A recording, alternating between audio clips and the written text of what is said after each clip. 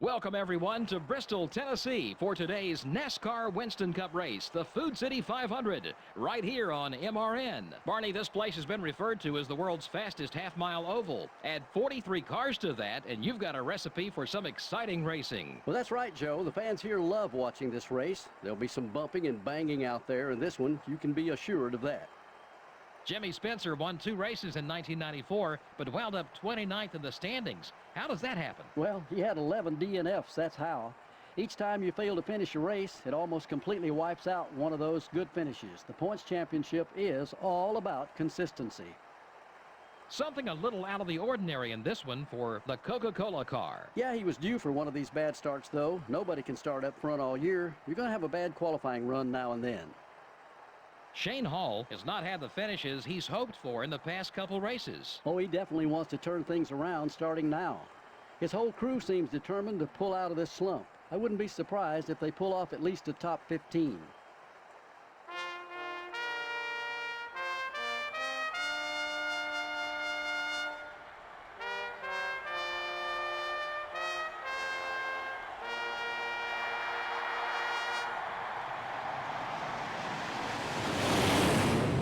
Gentlemen, start your engines.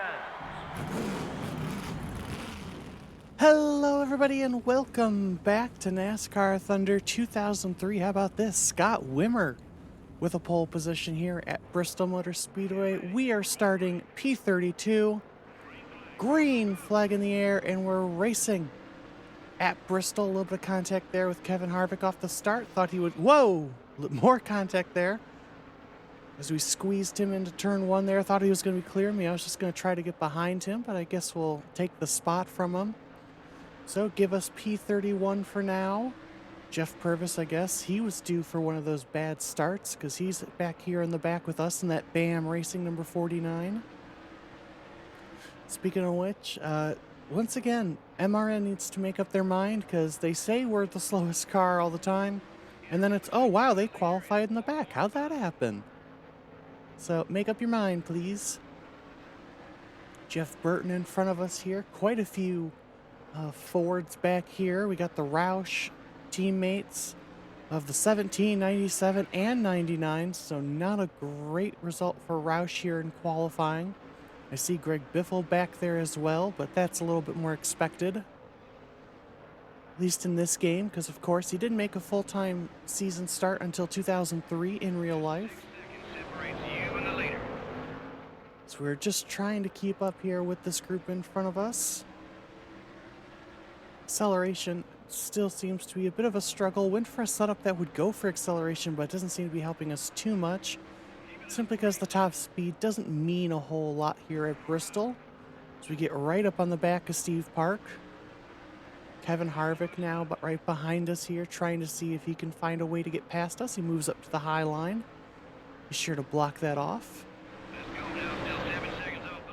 We do have our upgraded chassis and an upgraded engine in this car. We should be able to do that from now on until our next upgrade is available with how the overhaul process works.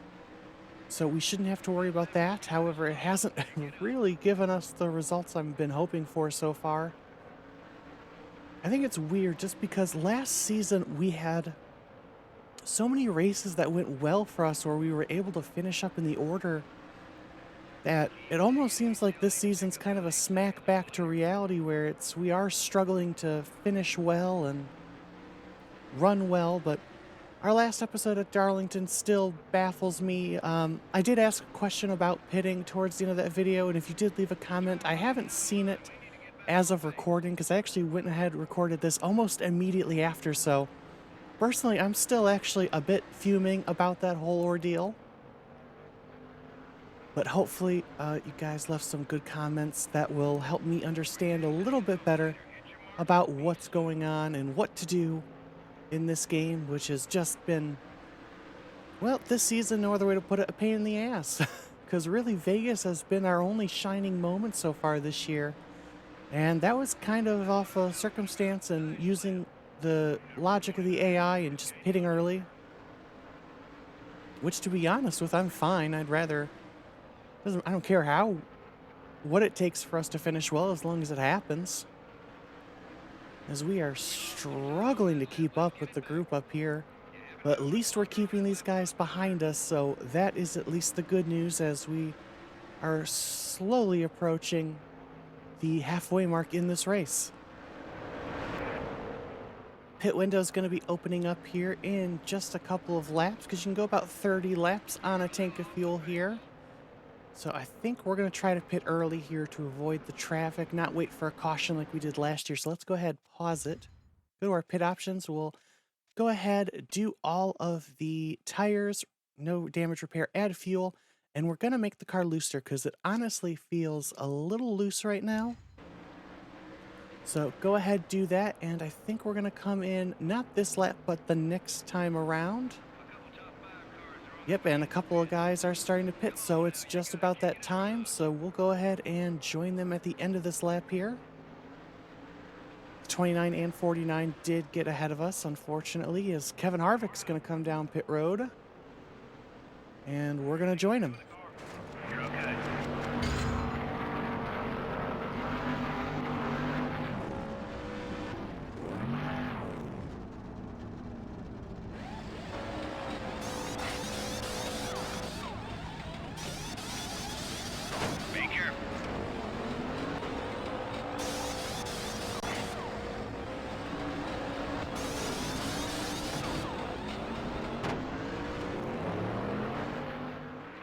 Pit road at Bristol, especially under green, is just absolute pure chaos.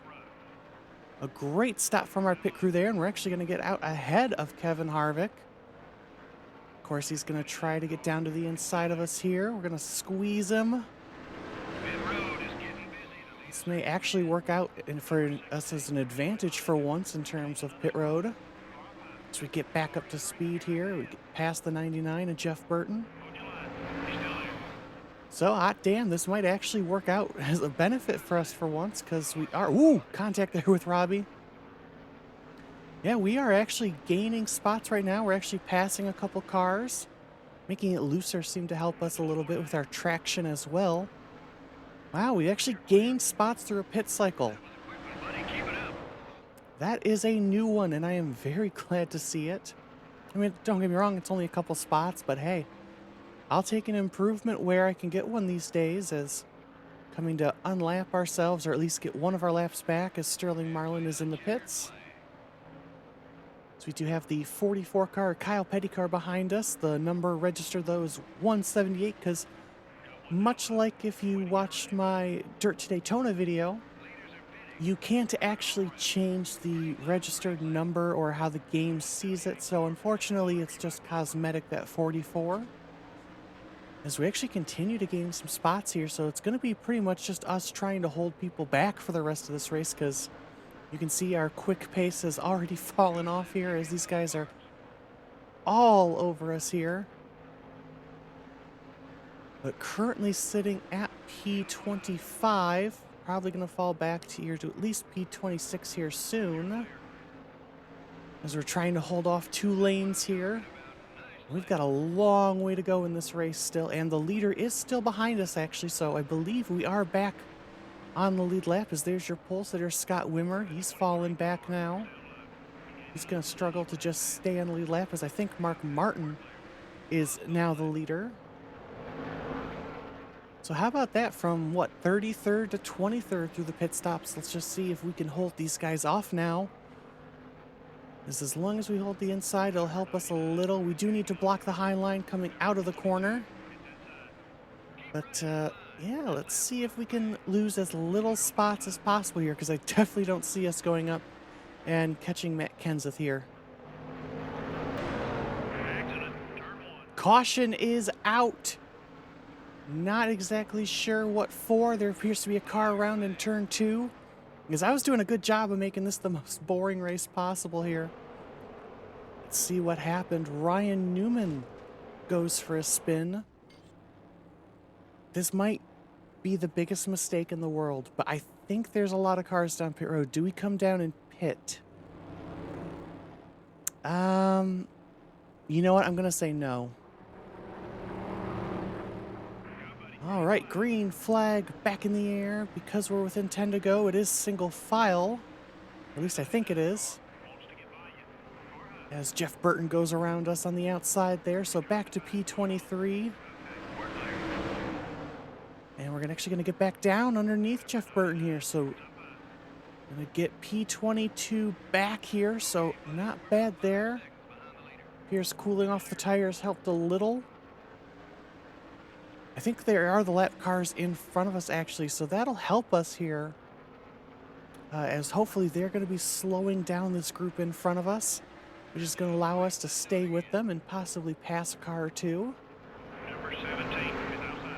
So I'll tell you what, if we can hold on to these positions, this is exactly the rebound I was looking for after the terrible race in Darlington and Atlanta. This is the type of finishing position I would like to see more of this season. So we are just so slow out of the corner. You see how much time we lose. So we come now to 5 laps to go. So we would have lost some spots if we had pitted, obviously. Not a ton, though. But I think this was still a better decision simply because we didn't have to try to pass anybody. We just held on to the positions. Trying my absolute hardest here. I am pushing the car as hard as I can without losing positions here to try to get up to the 17-1.